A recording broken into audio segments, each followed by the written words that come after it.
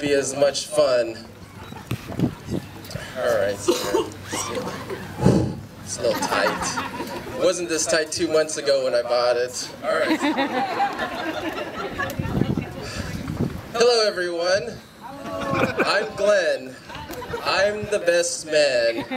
Hold and wait for applause.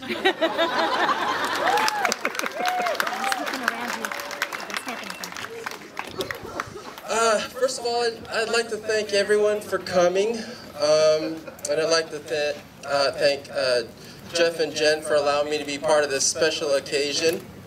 I want to thank everybody who made today possible.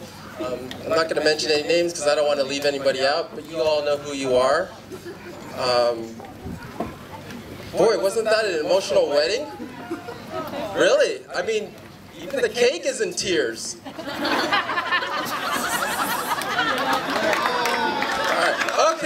Okay, moving on.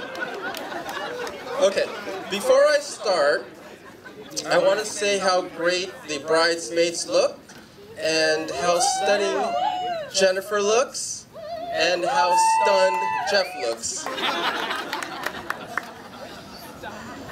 They all look great, and man, if I wasn't married and I was buffer, better looking, and taller, wait a minute, those are my wife's words.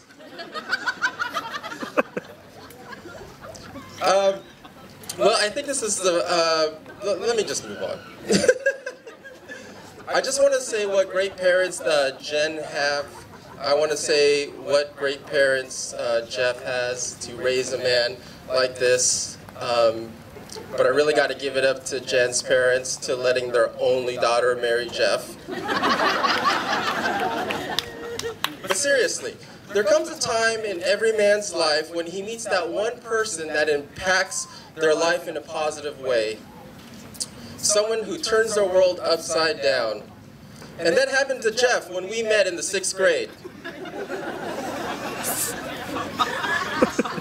We've been through middle school and high school together, and I know Jeff pretty well. I know his likes, his dislikes, his positives, his quirks. So when he told me he was going to get married, I had a couple initial thoughts. It's about time. That was the first one. And the second one, I thought about Jeff and his traits and the institution of marriage, and then I asked myself, why? Why would you want to do a thing like that, Jen? Why would you want to subject your life to this man? I mean, he's been my best friend for years, but I can come and go. Then later he asked me to be the best man. And initially I was excited and honored, and then I realized that I had to say a speech. And so then I started getting nervous. I mean, talking in front of people is hard enough, but on top of that, to say positive things about Jeff,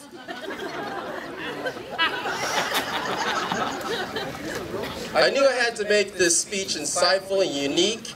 After all, Jeff is the last of us to get married. He's truly the last of the Mohicans. I needed to come up with something special, so I went online. I found a website, and it laid out some guidelines. First, the speech should reflect the groom's love-making ability. And no, this wasn't an 18 and over website. I felt a lot more confident because I knew that it could be quick and unexciting.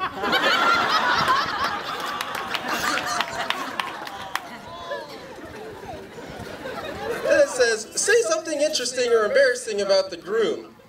So I thought, and I thought, and nothing interesting came to mind. Embarrassing, yes, but I didn't know if there was enough time to say them all. So I thought way back, there was a time when we went skiing. Back in the early days when you're in college and you don't have that much money and you try to stuff as many people in one room as possible. Well, I think on that day, Jeff really wanted to have the bed to himself. So before going to bed, he put his ski mask on and his underwear on his head so no one would stay in bed with him. Needless to say, he got his space. So Jen, if you see a man in your house with a ski mask and underwear on his head, it's probably not a robber. It's simply your husband wanting some alone time.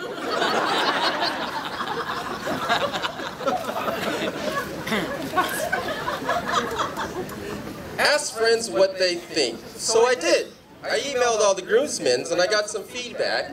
Most of it I can't say in public. But I did get some really good statements. And I don't want to say who said what, so I'll keep Rodney's name out of this. The email stated, Jeff, he takes forever to finish a meal. He takes forever to get ready to go out. He takes forever to tell a story, providing every detail that has no bearing to the point of the story.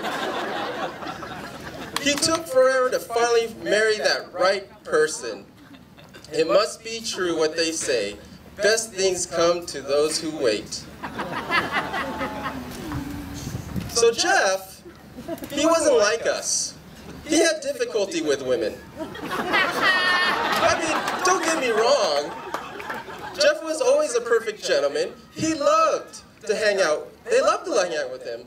And he was kind, compassionate, and he listened to them. He was kind of like that gay friend. I mean, they felt they could tell him anything without feeling threatened. When it came to Jeff, when it came to women, Jeff reminded me of that skinny, dorky freshman who couldn't open his locker on the first day of high school. No matter how much he fumbled with it, he just couldn't open it. So some 20 years later, he finally did it. He found that right combination.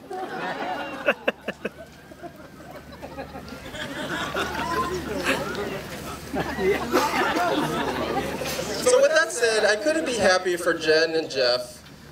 I remember the time when he first met Jen. Jeff had this giddy, goofy smile he has today, and I would talk to Jeff on the phone and he would talk about her. The way he talked about her was just like how he spoke about his new car. I knew something was special then. So here we are today on this auspicious day. I'd like to finish with a few words of wisdom from one married man to you guys. Marriage is like a hot bath. Once you get used to it, it's not so hot anymore.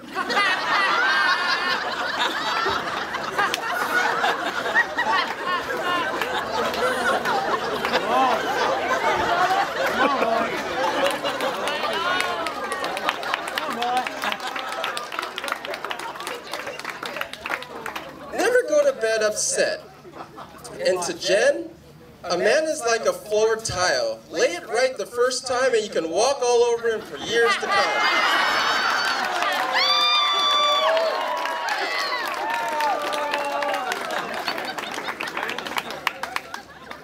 And Jeff, you only need to know two phrases, and that's, I love you and I'm sorry.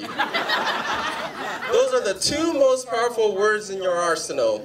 Say it when you're wrong and say it when you're right. If that fails, silence and your credit card. To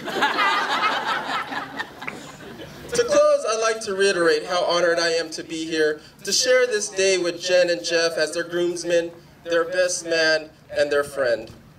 You guys mean the world to me and to us. I would like to propose a toast to Jeff and Jen on this special day. Please raise your glasses. My greatest wish for the two of you is that through the years, your love for each other will deepen and grow. That years from now, you'll look back on this day, your wedding day, as the day you loved each other the least.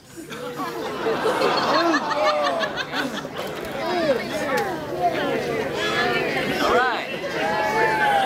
Thank you very much. So I have one more honor to do today, and that would be to have Dad, Jen's father, come out, and Jen to perform the father and bride dance, father and daughter.